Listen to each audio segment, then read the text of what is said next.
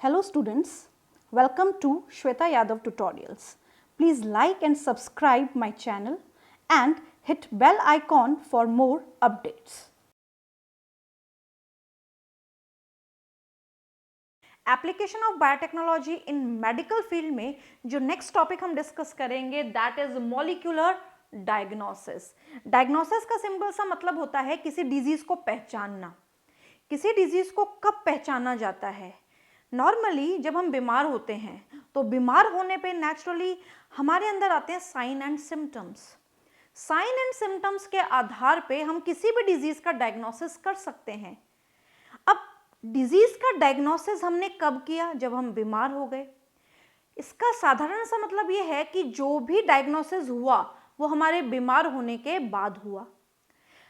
अब उस डिजीज को डायग्नोस करने में हमने कुछ सैंपल्स हमारी बॉडी से कलेक्ट किए. इट में बी यूरिन सैंपल, इट में बी ब्लड और सीमन सैंपल और सीरम सैंपल, कुछ भी सैंपल हो सकता है जिससे डिजीज को डायग्नोस किया जाता है.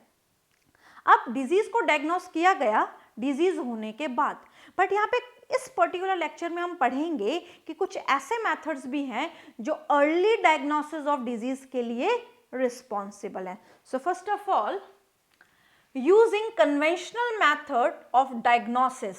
कन्वेंशनल मतलब पुराने जो मेथड्स हैं जो डिजीज को डायग्नोस करने के लिए यूज में लाए जाते हैं, that is serum urine analysis. Serum या यूरिन को एनालाइज करना. Early detection is not possible. अब यहाँ पे अर्ली डिटेक्शन पॉसिबल नहीं है. हम बीमार पड़ गए, उसके बाद में डिजीज का डायग्नोसिस हो रहा है. क्लियर? जैसा कि हम जानते हैं कि हर पर्टिकुलर पैथोजन का एक इंक्यूबेटिव पीरियड होता है, इंक्यूबेशन पीरियड होता है. वो हमारी बॉडी में एंटर करता है, मल्टीप्लाई करता है और जैसे ही फर्स्ट सिम्टम अपीयर होता है तो हमें पता चलता है कि हमें कहीं ना कहीं मैलफंक्शनिंग हो रही है. क्लियर? और हम तुरंत डॉक्टर के पास जाते हैं. तो हम नेचुरली बीमार पड़ गए, उसके बाद हम डॉक्टर के पास जा रहे हैं, फिर डॉक्टर हमें डिफरेंट टेस्ट लिखते हैं और उसके हिसाब से डिजीज को डायग्नोस करते हैं. तो इसका सिंपल सा मतलब है कि हमारी डिजीज अर्ली डायग्नोस नहीं हुई.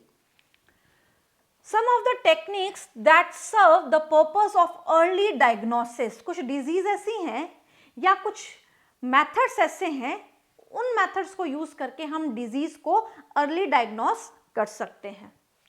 पहला है PCR polymerase chain reaction.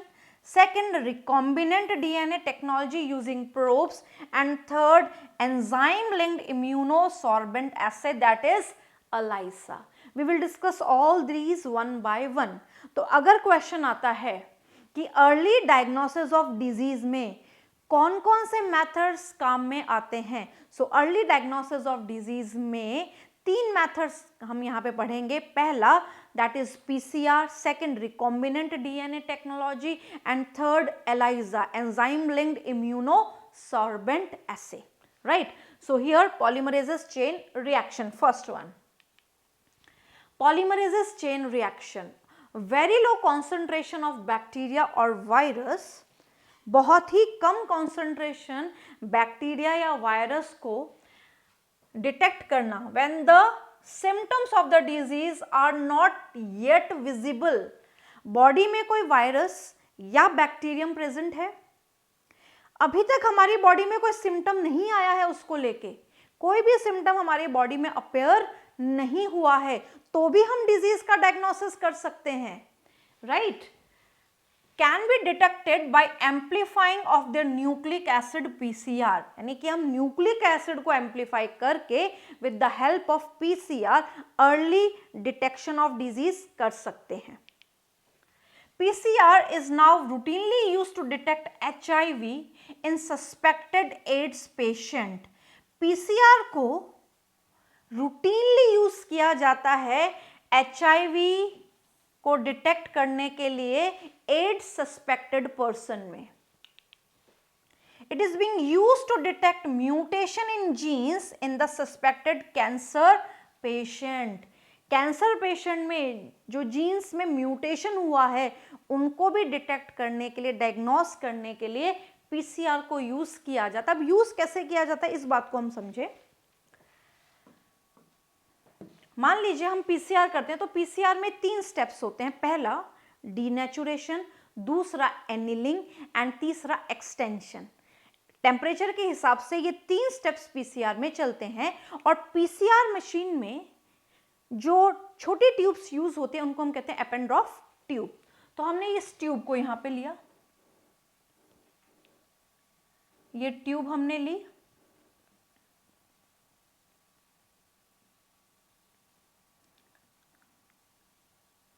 एपेंड्रॉफ tube ले ली।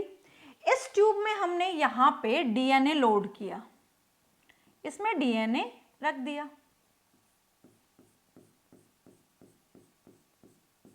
डीएनए यहां पे इन्फेक्टेड पर्सन का है, तो इन्फेक्टेड पर्सन का अगर डीएनए है तो ध्यान में रखने वाली बात क्या है कि इस पर्सन का ये तो हो गया नॉर्मल डीएनए, और अगर कोई वायरल या बैक्टीरियल इन्फेक्शन हुआ है तो ये ब्लू पार्ट हो गया या तो वायरल डीएनए या बैक्टीरियल डीएनए, या तो ये हो गया वायरल डीएनए या हो गया ये बैक्टीरियल डीएनए, क्योंकि ये पर्सन इन्फेक्टेड है जिसका डीएनए हमने यहाँ पे लिया है। क्लियर? व्हाइट वाला कौन सा पार्ट है? व्हाइट वाला है नॉर्मल पर्सन का डीएनए, नॉर्मल डीएनए, उस पर्सन का डीएनए जो कि नॉर्मल डीएनए में काउंट हो रहा है। अब इस ट्यूब में पीसीआर करने से पहले नेचुरली हम सारे जो भी रिक्वायरमेंट की चीजें हैं वो इस ट्यूब में डाल देते हैं। तो यहाँ पे हमने डाल दिया पीसीआर में जो प्राइमर यूज हम करेंगे वो प्राइमर हमने ऐड कर दिया। तो यहाँ पे ऐड किया गया प्राइमर, यहाँ पे मान लीजिए हमने ऐड किया प्राइमर, ये प्राइमर ऐड किया। क्लियर? अब ये जो प्राइमर ऐड किया गया है इस प्राइमर को हम बोलेंगे वायरल स्पेसिफिक प्राइमर, वायरल या bacterial specific primer, bacterial specific primer. Viral या बैक्टीरियल स्पेसिफिक प्राइमर का मतलब है कि ये केवल वायरस या बैक्टीरियल डीएनए के साथ ही लाइगेट होगा, अटैच होगा। क्लियर? अब यहाँ पे पीसीआर किया जाएगा। अब पीसीआर में नेचुरली सबसे पहला स्टेप क्या होता है? पीसीआर में सबसे पहला स्टेप होता है denaturation of DNA. Denaturation of DNA हुआ, यानी कि डीएनए की अनवाइंडिंग हो गई, डीएनए के दोनों स्ट्रैंड्स अलग हो गए। यहाँ पे ये वायरल या बैक्टीरियल डीएनए भी सेपरेट हो गया। अब यहाँ पे ये जो प्राइमर है, ये प्राइमर किसके लिए है? या तो बैक्टीरियल या वायरल डीएनए के लिए है। तो यहाँ पे ये जो प्राइमर अटैच होगा ये किसके साथ होगा? या तो वायरल डीएनए के साथ अटैच होगा या बैक्टीरियल। जो भी इन्फेक्शन उसमें उस पर्सन में हुआ है बैक्टीरिया की वजह से हुआ है तो बैक्टीरियल स्पेसिफिक बोल देंगे, वायरस की वजह से हुआ है तो वायरल स्पेसिफिक बोल देंगे। मान लीजिए हम ये कह रहे हैं कि वायरल स्पेसिफिक प्राइमर है, तो वायरल स्पेसिफिक प्राइमर किसके साथ अटैच हुआ? जाके ये अटैच हुआ वायरल डीएनए के साथ, क्योंकि ये जो प्राइमर है इस वायरल डीएनए का कॉम्प्लीमेंट्री है, तो जाके अटैच हो गया। नेक्स्ट स्टेप आता है एक्सटेंशन। नेक्स्ट स्टेप क्या आता है? एक्सटेंशन। तो यहां पे होगा एक्सटेंशन। अब जैसे एक्सटेंशन होगा तो यहां पे हमें प्राइमर की हेल्प से ये पता चलेगा कि अगर इन्फेक्शन हुआ है तो प्राइमर अटैच होगा, और प्राइमर अगर अटैच होगा तो यहाँ पे उस पर्सन की बॉडी में या तो वायरल इन्फेक्शन है या बैक्टीरियल इन्फेक्शन है। तो सिंपल सा कहने का मतलब क्या हुआ कि यहाँ पे प्राइमर की हेल्प से मॉलिक्यूलर डायग्नोसिस किया गया, early diagnosis of the disease किया गया। क्लियर? और प्राइमर में भी बेसिकली यहाँ पे किस टेक्निक को यूज किया गया? पीसीआर को यूज किया गया। तो यहाँ पे पीसीआर में नॉर्मल डीएनए के साथ बैक्टीरियल डीएनए था, प्राइमर ऐड किया, प्राइमर बैक्टीरियल या वायरल जो भी डीएनए है उसके साथ अटैच हुआ और फिर उसने एक्सटेंशन किया। तो यहाँ पे हम आसानी से इस पैथोजन के डीएनए का पता लगा सकते हैं with the help of PCR. ये कब कर सकते हैं? सिम्टम अपीयर होने से पहले, जो भी फर्स्ट सिम्टम अपीयर होता है उससे पहले हम डिजीज का पता लगा सकते हैं। It is powerful technique to identify many other genetic disorder। ये जो पीसीआर से डिजीज डायग्नोसिस किया जाता है ये बहुत ही पावरफुल टेक्निक है कुछ जेनेटिक डिसऑर्डर्स को आइडेंटिफाई करने के लिए। क्लियर। नेक्स्ट टॉपिक की हम बात करेंगे recombinant DNA technology using probe. Recombinant DNA technology को यूज करके हम यहाँ पे मॉलिक्यूलर डायग्नोसिस या early diagnosis of the disease कर सकते हैं। तो सबसे पहली बात यहाँ पे प्रोब क्या होते हैं। Probe single standard DNA, single standard short fragment of DNA और आरएनए, छोटा सा टुकड़ा डीएनए या आरएनए का, बट कैसा, single stranded. So here a probe, a single standard DNA और RNA tagged with radioactive molecule. ये रेडियो एक्टिव होते हैं। रेडियो एक्टिव मतलब ये रेडिएशन एमिट करने वाले होते हैं, इनमें से रेडिएशन आते हैं। तो यहाँ पे जो प्रोब यूज किया जाता है वो कैसा होता है, रेडियो एक्टिव। क्लियर। अब इसको यूज करने का मेन मोटो क्या है, क्यों यूज किया जाएगा। क्लियर। तो यहाँ पे probe is complementary to normal gene. Probe किसके लिए हम बना रहे हैं, नॉर्मल जीन के लिए। हमने प्रोब बनाया नॉर्मल जीन के लिए। अब अगर नॉर्मल जीन के लिए प्रोब है तो नेचुरली जिस जीन में म्यूटेशन हुआ है उसके लिए प्रोब यूज नहीं किया जाएगा। So it binds to the normal gene detected by radiography, auto radiography. इस छोटे से कॉन्सेप्ट को ऐसे समझे। मान लीजिए हमने यहां प्रोब यूज किया। Probe is single standard DNA और आरएनए। ये सिंगल स्टैंडर्ड डीएनए या आरएनए है, ये सिंगल स्टैंडर्ड डीएनए या आरएनए है। क्लियर। ये तो है प्रोब, ये रेडियो एक्टिव है। इसी के साथ साथ यहाँ पे हमने लिया नॉर्मल डीएनए। ये जो ब्लू वाला जो पार्ट है या नॉर्मल जीन हमने लिया, ये हमने नॉर्मल जीन लिया, नॉर्मल जीन। अब ये जो नॉर्मल जीन है इसका डीनेचुरेशन होगा, ये अलग होगा। ये जो डीएनए है या जीन है ये सेपरेट होगा। सेपरेट होने पे ये दोनों स्टैंड अलग हो जाएंगे। हमने ये कहा कि ये जो प्रोब है ये नॉर्मल जीन का कॉम्प्लीमेंट्री है। अगर ये नॉर्मल जीन का कॉम्प्लीमेंट्री है तो ये नॉर्मल जीन से अटैच हो जाएगा जाके, it get attach with the normal gene और द डीएनए। ये नॉर्मल से अटैच हो गया, यहाँ पे ये नॉर्मल से अटैच हो गया। क्लियर। अब यहाँ पे जब ये नॉर्मल जीन से अटैच हुआ तो इसका पता हमने कैसे लगाया, ये रेडियो एक्टिव मॉलिक्यूल है। रेडियो एक्टिव मॉलिक्यूल है तो इससे रेडिएशन आएंगे।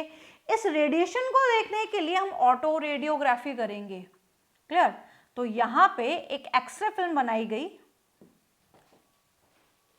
एक फोटोग्राफी फिल्म बनाई गई और इस फोटोग्राफी फिल्म में ये देखा गया कि यहाँ पे एक वाइट कलर का बैंड दिखाई दे रहा है। फोटोग्राफी फिल्म में ये दिखाई दिया कि यहाँ पे एक वाइट कलर का बैंड दिखाई दे रहा है। अब वाइट कलर का बैंड डीएनए बैंड है नॉर्मली, और इसको यहाँ पे शो होने का मतलब क्या है कि यहाँ पे ये जो रेडियो एक्टिव एलिमेंट है उससे रेडिएशन आया होगा, इस रेडियो एक्टिव मॉलिक्यूल से रेडिएशन आया होगा।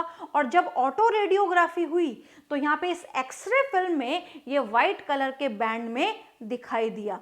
तो वाइट कलर का बैंड आना सिंपल सा कहने का मतलब है कि ये जो जीन है ये नॉर्मल जीन है। Then what about the mutant gene. तो म्यूटेंट जीन का कैसे पता लगा सकते हैं, तो म्यूटेंट जीन का पता लगाने के लिए हम यहाँ पे सबसे पहले म्यूटेंट जीन बनाते हैं। This is a mutant gene.